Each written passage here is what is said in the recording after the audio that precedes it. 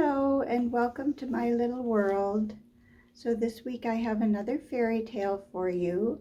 I wrote it in 2002 and it was to commemorate my mother's 75th birthday at the time.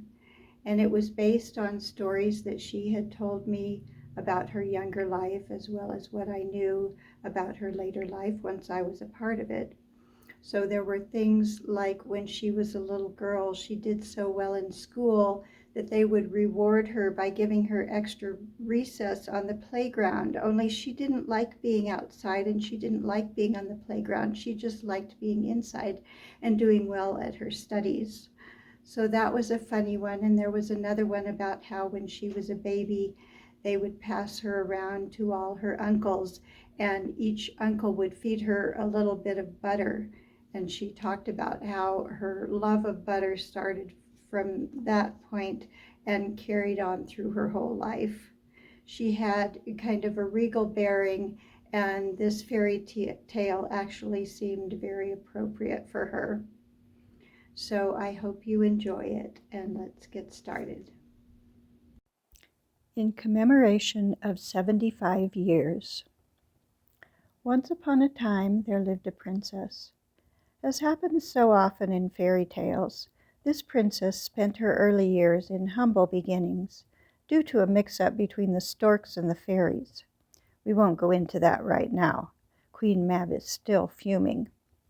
Anyway, because of circumstances unbeknownst to her, she lived in a place where those around her were unaware of her royal origins.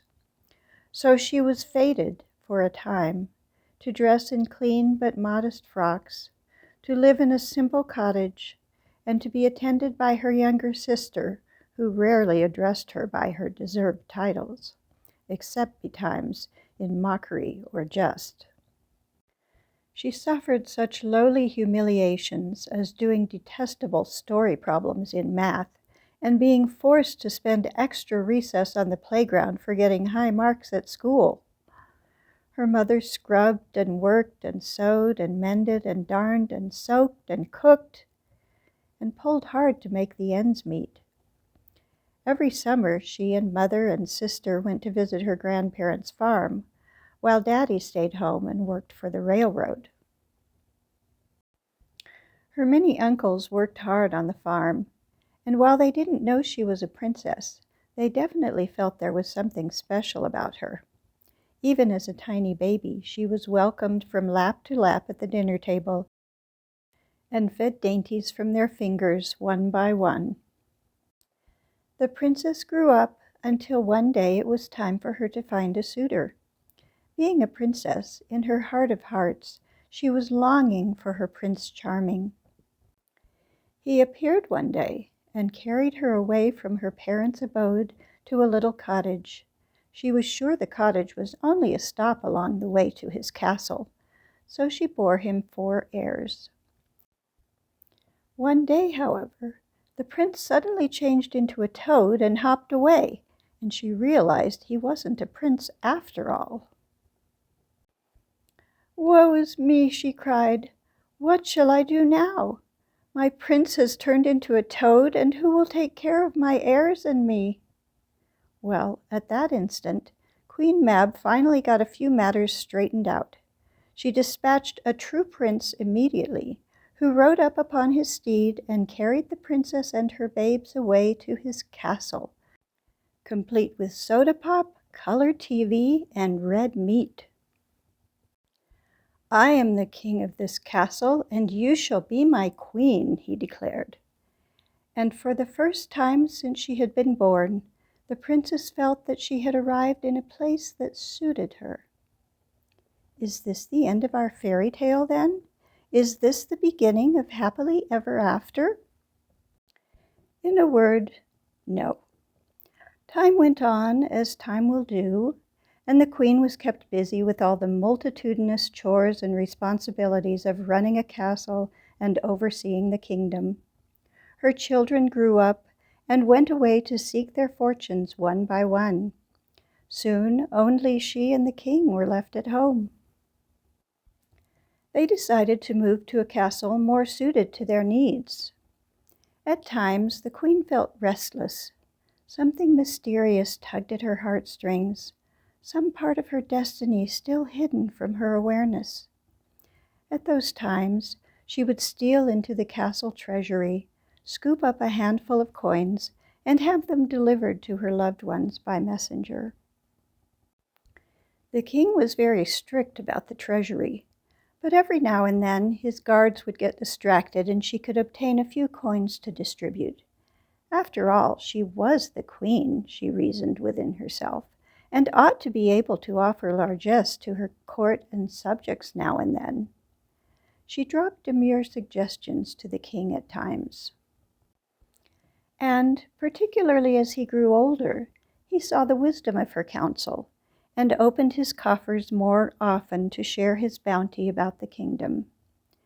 Banquets and festivals were held to commemorate the anniversary of various events, and as the food and wine began to flow, so also did the love. Sadly, one day, the king died. His heirs and subjects lamented his passing as they reflected on the many ways the king had worked to become a better, kinder, more beneficent ruler of his kingdom.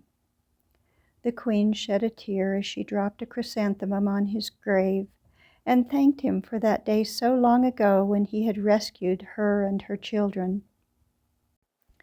As the days of grief and mourning gave way to brighter, sunnier ones, and the queen began to pick up the pieces of her life and fit them together in new ways, she realized that the treasury was now under her command to do with as she saw fit. Running into the room where gold coins were piled from floor to ceiling, she scooped up handfuls, threw them up into the air, danced around, and laughed with glee. When her frolic was spent, she sat down in the midst of the gold with joyful contentment. That was when she saw a little fairy perched upon the top of one of the piles of gold. "Who are you?" she gasped in amazement.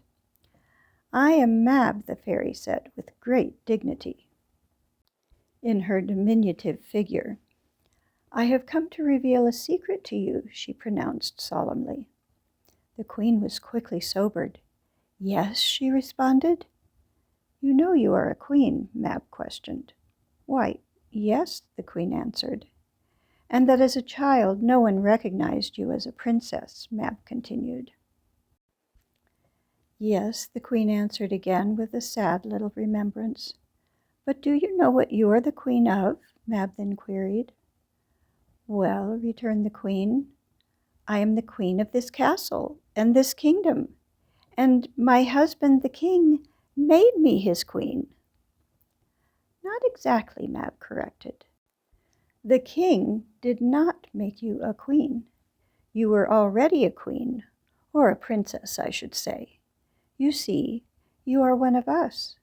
We sent you here to bring fairy blessings to this kingdom, but the storks got into a mix-up and Harold got sick and Maurice had to take over and Mildred didn't arrive in time with the message and Samantha was stuck in a snowstorm and—" "Oh, don't even get me started on where Henry should have been or what Dagwood and Blondie were doing." Queen Mab took a deep breath, unclutched her dress, smoothed the wrinkles, counted to 10, and continued. "Anyway, there was a little problem when Maurice delivered you to the human world, and it took some time to get it straightened out. I did, however, and now you are here in the position we ordained for you, and all these coins are at your disposal. Use them wisely and well, and when your task here is done, we will all be eagerly waiting in the fairy world to welcome you home again." The queen was stunned, yet at the same time, she knew in her heart of hearts that this was the truth of her life. So she thanked Queen Mab and vowed to fulfill her task with all the fairy dignity and wisdom that was her heritage. She went out of the treasury that day with resolve and proceeded to do just as she had vowed. Her subjects were blessed, the kingdom prospered, and it came to pass. They all lived happily ever after. The end. So my mother returned to the fairy world in 2016, and she has been watching over us ever since. Before she passed on, she was 89 at the time. I asked her if she would be my guardian angel once she crossed over, and she agreed that she would be. So I know she watches over me, and I hope you've enjoyed this little story today. I'll see you next week for another one. Bye-bye.